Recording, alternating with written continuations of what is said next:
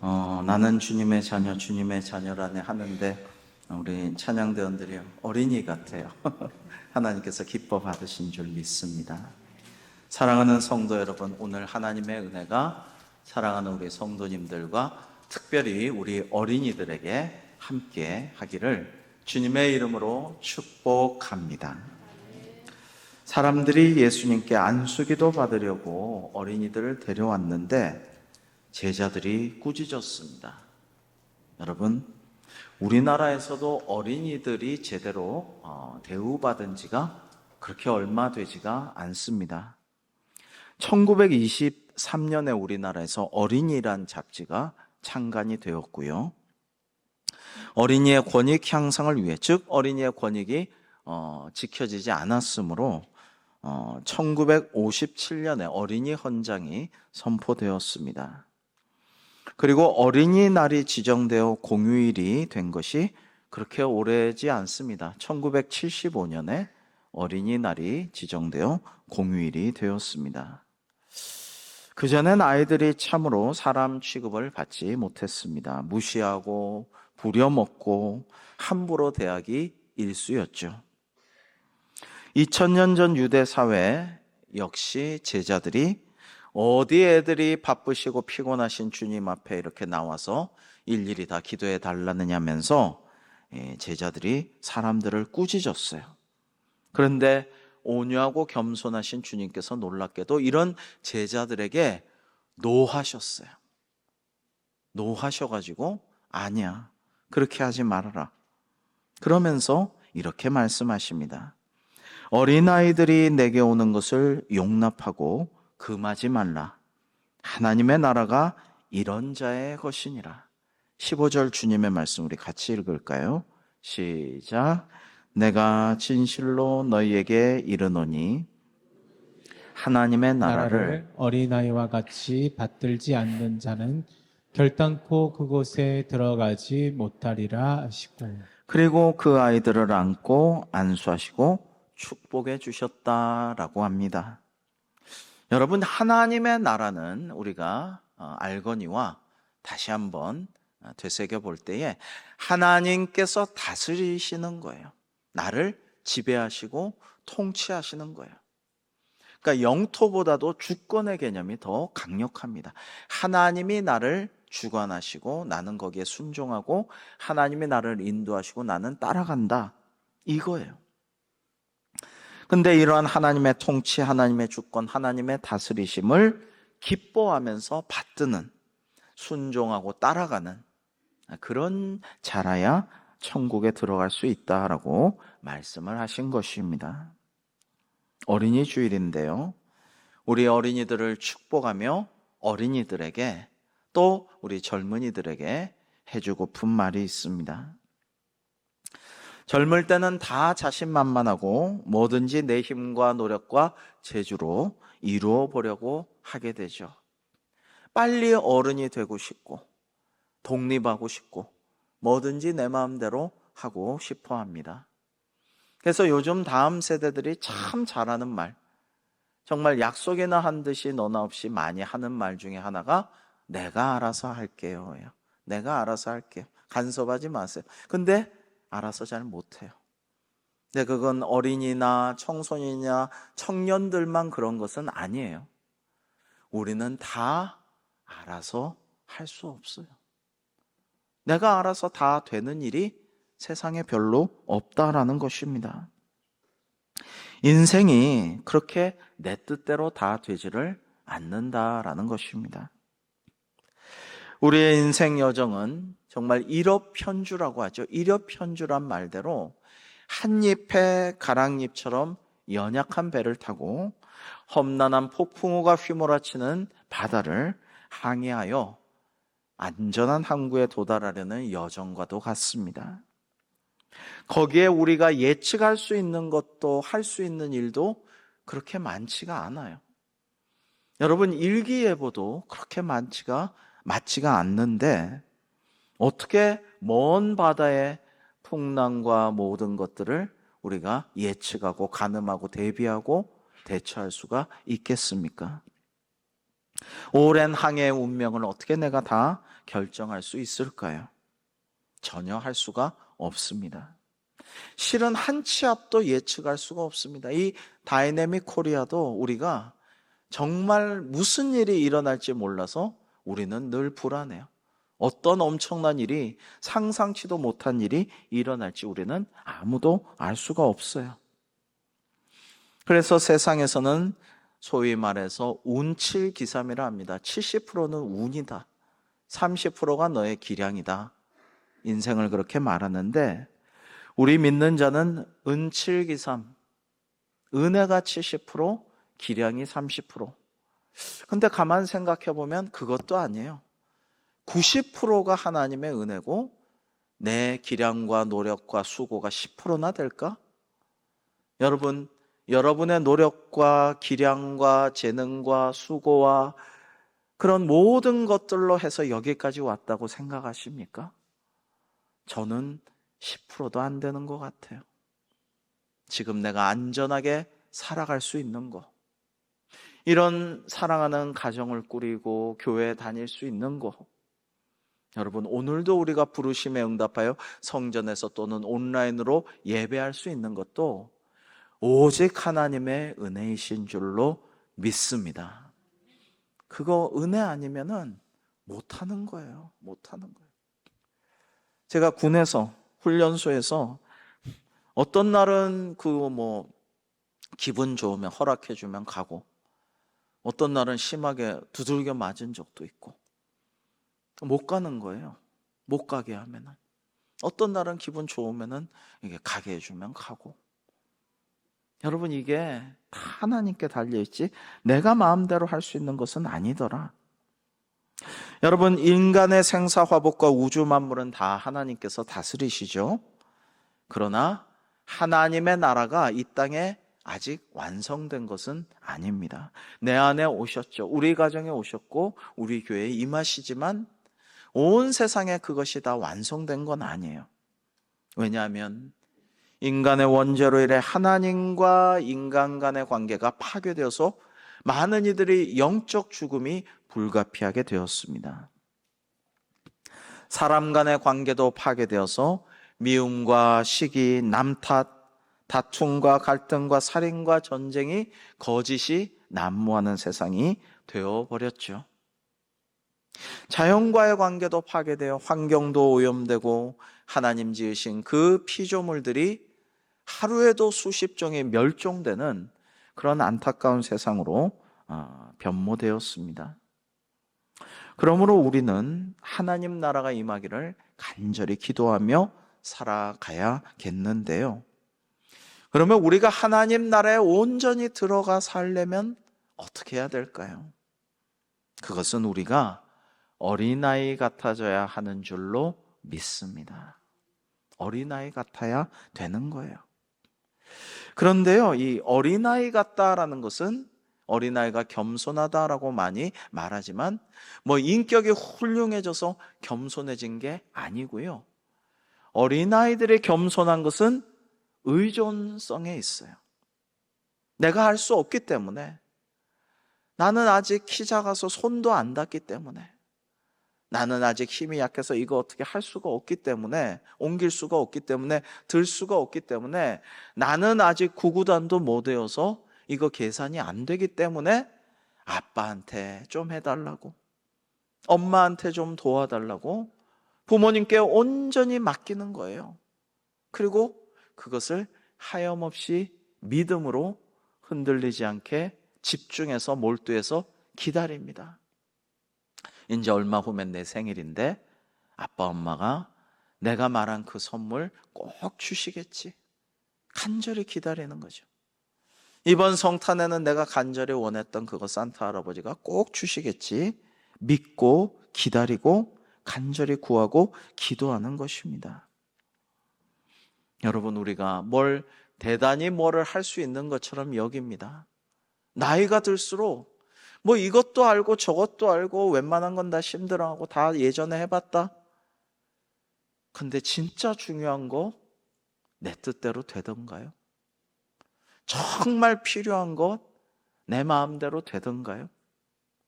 정말 심각한 위기에 빠졌을 때 누가 도와주던가요? 누가 정말 나에게 구원의 손길을 내밀어 주던가요? 내가 내민 손길이라도 잡아주던가요? 내 돈으로? 내 경험과 지식으로? 내 인간관계로? 내 어떤 건강으로? 그걸 해결할 수가 있던가요? 아니에요. 아닙니다. 나를 지으시고 내 체질을 아시고 나보다 더 나를 잘 아시는 주님께, 만물을 창조하신 하나님께, 지금도 온 우주와 역사를 주관하시고 마지막 날에 심판하실 하나님께 모든 것을 내맡기고 믿고 의지하고 기도하여 승리하는 우리 모두가 되기를 주님의 이름으로 축복합니다. 여러분, 그런 주님을 경배하고 찬송하고 기도하는 것이 우리가 할 수 있는, 해야 하는 가장 중요하고 궁극적인 일입니다. 여러분, 구약에서 가장 매력적인 영웅, 용사, 그리고 시인, 가수, 연예인 같은 인기를 누린 왕, 다윗이죠. 다윗은 3절밖에 안 되는 다윗의 시, 성전에 올라가는 노래란 부제가 있는 시편 131편에서 이렇게 노래합니다. 우리 짧은 3절 이 시편을 같이 읽을까요? 시작. 여호와여, 내 마음이 교만하지 아니하고 내 눈이 오만하지 아니하오며 내가 큰 일과 감당하지 못할 놀라운 일을 하려고 힘쓰지 아니하나이다. 실로 내가 내 영혼으로 고요하고 평온하게 살기를 젖대 나이가 그의 어머니 품에 있음 같게 하였나니 내 영혼이 젖대 나이와 같도다. 이스라엘아, 지금부터 영원까지 여호와를 바랄지어다. 아멘. 여러분, 위대한 영웅 다윗은 이렇게 고백하고 있습니다. 그리고 이스라엘에게도 자기 백성들에게도 하나님만을 온전히 의지하라라고 말하고 있어요. 나는 교만하지 않습니다 라고 말씀드리고 있어요. 하나님이시여, 나는 오만하지도 않습니다 라고 말합니다. 헛된 야망으로 무리하지도 않고 오직 엄마 품에 안긴 젖먹이 어린아기처럼 하나님만 의지하여서 이렇게 세상이 우러러보는 영웅으로, 왕으로 우뚝 설 수가 있음을 다윗은 보여주고 노래합니다. 우리가 꼭 영웅이 아니어도 돼요. 왕이 아니라도 돼요. 인기인이 아니라도 좋습니다. 그저 엄마 품에서 실컷 젖을 먹고 포만감에 젖어서 세상에서 가장 편안하게 아무 걱정, 근심, 염려 없이 잠든 아기처럼 우리의 영혼이 안식과 평화를 누린다면 얼마나 좋겠습니까? 그것이야말로 가장 복된 자의 삶이 아닐까요? 이러한 어린아기 같은 다윗이 노래한 경지의 은혜를 맛보아 알고 늘 주님의 평화 가운데 거하는 우리 모두가 되기를 주님의 이름으로 축복합니다.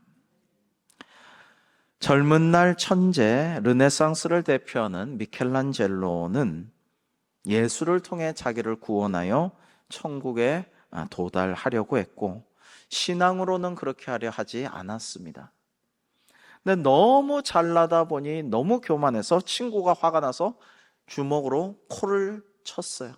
코뼈가 확 삐뚤어져서 바로잡지 못하게 되었습니다. 평생 삐뚤어진 코로 살면서 자신의 교만함으로 이렇게 됨을, 그 미의 대가가 자기의 코는 휘어진 채로 살면서 그렇게 살아야 했는데, 신앙적으로 원숙해진 후에는 이런 고백의 글을 미켈란젤로는 남겼습니다. 회화도 조각도 더 이상 나의 영혼을 달래지 못한다. 나의 영혼은 이제 십자가 위에서 우리를 껴안기 위해 두 팔을 활짝 벌리고 있는 하나님의 사랑을 향해 있다라고 말하였습니다. 그림이든 조각이든 모든 미술 분야에서 최고의 대가였던 미켈란젤로의 대표작 중에 피에타 상이 있습니다. 한번 화면을 보시면요, 여러분, 이 유명한 피에타상을 저는 처음 봤을 때부터 얼마 전까지 참 아름답고 위대하고 거룩해 보인다. 그러나 조금 뭔가 미진하고 불만스러운 느낌이 자꾸만 들었어요. 예수님은 너무 초라하고 왜소하고 작아 보이고, 이 성모 마리아는 더 크고 더 정면에서 우리가 잘 볼 수 있게 얼굴도 드러나 있고, 예수님은 얼굴도 표정도 제대로 볼 수가 없게 구도가 돼 있는데, 성모 마리아만이 너무 주인공 같아서 저는 이거 카톨릭이라 그런가, 이게 뭔가 마음에 미진하고 뭔가 좀 못마땅한 위대한 작품이란 건 알겠지만 그런 마음이 늘 들곤 했어요. 근데 사람 마음이 거의 비슷한 것 같아요. 이 작품이 처음 공개되었을 때 많은 논란이 있었다고 합니다. 여러분, 특히 보는 이의 시선에서 주인공이 되는 것이 이 성모 마리아의 모습인 관계로 예수님이 주연이 되어야 하는데 그렇지 못하다라는 비판이 많았다라고 합니다.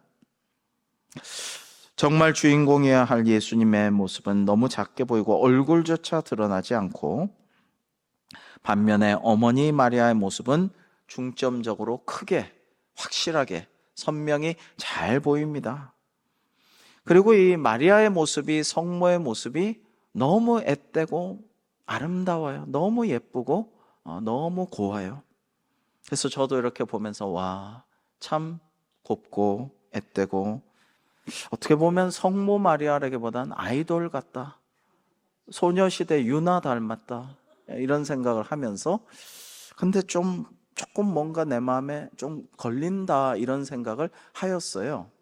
근데 그 당시에 많은 사람들이 그렇게 생각을 했고, 교회 측에서, 로마 카톨릭에서 공식적으로 미켈란젤로에게 이러이러한 얘기를 하면서 수정해 달라라고 요구까지 하였다고 합니다. 그런데 미켈란젤로는 단호하게 거부하면서 이렇게 말했습니다. 이 조각상은 하나님께 바치는 것이니 우리에게 보이는 것은 중요하지 않소라고 단언했다고 합니다. 자, 이 얘기를 듣고 그러면은 위에서 내려다보면 어떨까? 그래서 위에서 내려다본 사진, 즉 하늘나라 하나님께서 위에서 아래로 내려다본 사진을 찾아보았습니다. 그러면 얘기가 완전히 달라집니다.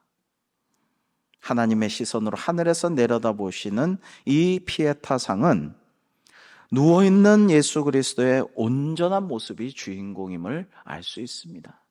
마리아는 뭐 정수리만 보이지 얼굴도 안 보여요. 표정은 말할 것도 없고. 마리아는 전혀 주가 아니고요, 예수님이 주입니다. 미켈란젤로는 위에서 내려다 보실 하나님의 시선에 맞춰서 피에타상을 만든 것입니다. 그리고 화면을 좀 클로즈업해서 우리 예수님의 표정이, 저는 이제야 예수님의 피에타상, 미켈란젤로의 피에타상의 표정을 볼 수 있었기에 확대해서 이렇게 보았더니 예수님의 표정은 너무나도 평안해요. 엄마 품에 안겨 잠든 아기같이 편안합니다. 그리고 저는 예수님의 그 입가에 미소가, 만족한 편안한 미소가 머금어져 있다라고 느꼈습니다.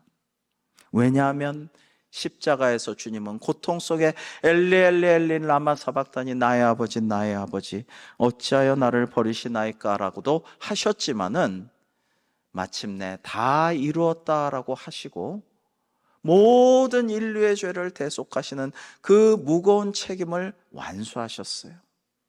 이제 그걸 다 하시고 영원히 떠나가신 주님께서는 편안한 마음으로 아버지 하나님의 뜻에 순종하여 십자가의 죽음을 완수하신 그런 예수님께서는 미소를 지으시면서 이렇게 잠들어 계신다라는 느낌을 저는 받았습니다. 자, 그러고 보면 성모 마리아의 얼굴도 이해가 갑니다.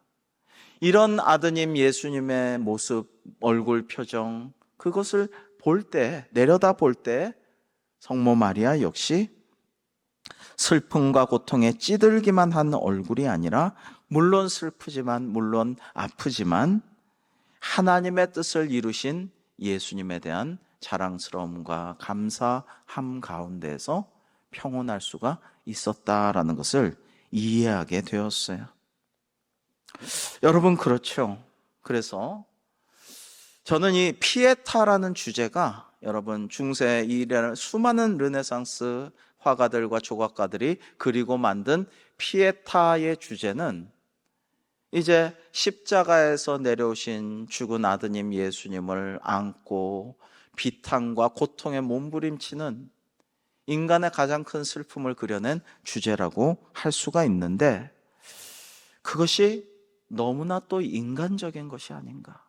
너무 우리의 생각대로, 우리의 마음대로, 너무 우리가 그러려니라고 생각하고 너무나 인간적인 감정만 표현해 낸 예술들이 아닌가라는 생각을 하였습니다.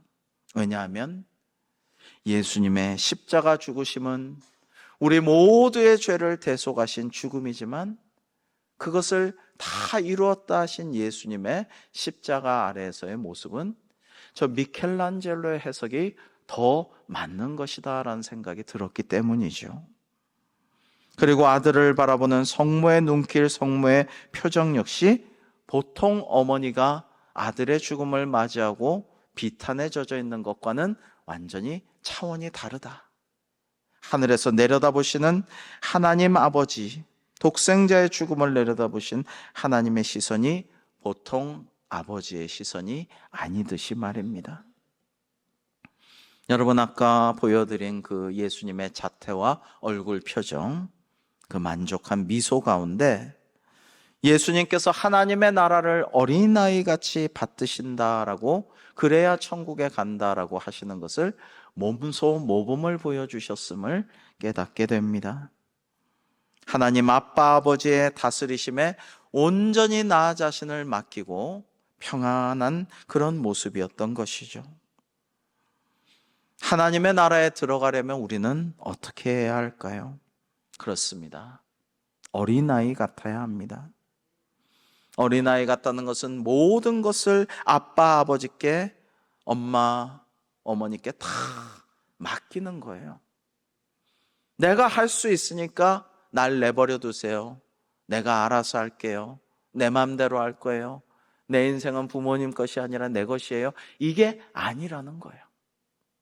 나는 할 수 없기 때문에, 나는 아직 힘이 약하기 때문에, 나는 그리 똑똑하지 않기 때문에, 내가 뭐 인격적으로 고고해서 겸손한 게 아니라 나의 한계와 나의 모자람과 나의 모든 무지함을 인정하고 전능하신 하나님, 전지하신 하나님, 만물의 창조주이시고 심판자이시며 믿는 자를 구원하실 하나님께 모든 것을 오롯이 맡기고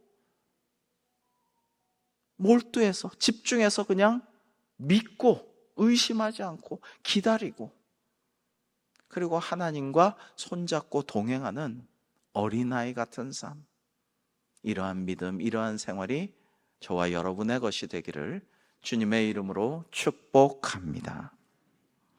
여러분, 어린이는 어린이다워야 되죠. 너무 생각이 많고 계산이 빠르고 너무 배려도 하고, 여러분, 이런 어린이는 약간 애늙은이 같아서 그렇게 귀엽지 않습니다. 어린이는 동심이 있어야 돼요. 순수한 마음, 이것저것에 흔들리지 않고 몰두하고 집중한, 거기에 꽂히면 그것만 생각하는. 여러분, 우리가 하나님의 나라, 하나님의 다스리심, 하나님 주권자께서 나를 통치하시고 지배하시고 인도하심에 꽂혀가지고 그것만 생각하며 거기에 몰두할 수 있어야 어린아이처럼 하늘나라에 들어가게 될 줄로 믿습니다.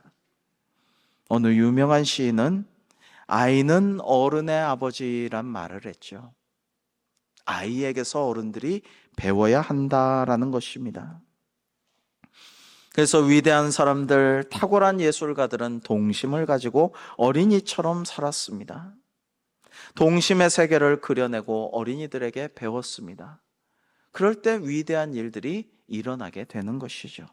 그리고 진짜 바른 삶을 살고 모범을 보일 수가 있는 것이겠죠. 여러분, 벌써 30년이 지난 책이 있는데 이거는 제목이 다 말해줍니다. 책 안 읽어도 돼요. 제목이 그냥 끝내줍니다. 이 책의 제목은 이것입니다. 내가 정말 알아야 할 모든 것은 유치원에서 배웠다. 그렇죠. 유치원에서 너 거짓말하면 안 돼. 정직해야 돼. 바른 말만 해야 돼. 그 배운 대로만 쭉 살았으면 문제가 없을 터인데 자라면서 인기를 얻으려고 사랑을 받으려고 하나하나 거짓말을 합니다. 높은 지위에 오르려고 자꾸만 거짓말을 합니다. 부를 모으려고 뭔가를 얻으려고 자꾸만 이런저런 거짓말을 하고 거짓말은 거짓말을 낳게 됩니다. 나중에는 이 거짓이 거짓을 낳은 산더미 같은 것을 어떻게 내가 할 수가 없어요. 여러분, 어른으로 살아간다는 것은 어느 정도 이러한 죄업이 쌓이는 것이 아니겠어요? 그러나 만약에 유치원에서 배운 것처럼 그냥 순수한 동심을 가지고 그냥 정직하게 참말만 하고 거짓말 안 하고 거짓 뉴스를 나의 유익 때문에 돈 때문에 실어 나르고 전파하고 조회수를 높이고 허세를 부리고 이렇게 안 한다면은 얼마나 바른 삶을 살아갈 수가 있을까요? 가끔 그런 경우를 봅니다. 쭉 보아왔는데 어린아이 땐 참 인사도 잘하고 예의 바르고 겸손하던 이가 그런 아이였는데 나이가 들고 성공하고 돈도 좀 벌고 지위도 좀 오르고 이렇게 되면서 인사도 안 하고 뻔히 아는데 겸손하지 않고 교만하고 거만해져서 아나무인이 되고 자기가 이런 사람이라고 허세를 부리고 잘난 척한다면 어떻게 되겠습니까? 결국에는 인생의 쓴맛을 보게 돼요. 그 주변에 있던 아첨꾼들은 그가 힘을 잃어버리면 다 떠나가고 거짓 친구들은 다 떠나가서 아무도 찾지 않아 외로운 인생이 되고 말 것입니다. 예수님께서는 하나님의 나라를 어린아이같이 받드신다는 점에 있어서 오늘 말씀대로 그런 점에 있어서 몸소 역시 모범을 보이셨죠.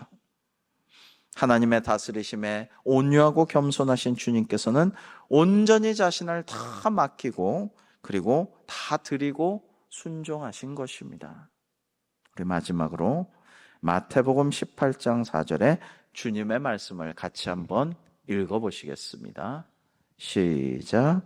그러므로 누구든지 이 어린아이와 같이 자기를 낮추는 사람이 천국에서 큰 자니라. 아멘. 자, 오늘 한 가지 주제밖에 없습니다.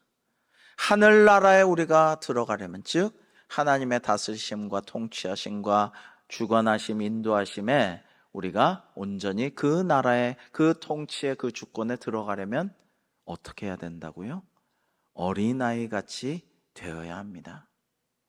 우리가 이런 어린아이 같아야 이렇게 하나님의 나라를 기뻐하고 주님이 나의 아빠, 아버지가 되어주신다니. 어떻게 죄 많은 연약한 모자란 내가 하나님을 아빠라고 우리말과 똑같아요. 아빠, 아버지라고 부를 수가 있으랴. 그런데 감사하면서 기뻐하며 즐거워하며 주님과 손잡고 동행하며 살아갈 때에 나중에 천국에서도 우리를 큰 자라고 훌륭하다고 칭찬하시고 상 주실 줄로 믿습니다. 이러한 은혜로 충만한 인생을 사는 저와 여러분, 우리 대광교회 되기를 주님의 이름으로 축복합니다. 기도하겠습니다. 하나님, 오늘 주님께서 주신 말씀, 하나님의 나라는 어린아이와 같은 자의 것이니라. 누구든지 하나님 나라를 어린아이같이 받들어야 그곳에 들어가리라. 누구든지 이 어린아이같이 자기를 낮추는 사람이 천국에서 큰 자니라 하신 말씀을 잘 기억하고 묵상하며 순수하게 겸손하게 하나님만 의지하고 기도하며 오래 참고 기다리며 기쁨으로 주님과 동행하는 저희들의 삶이 되게 하여 주시옵소서.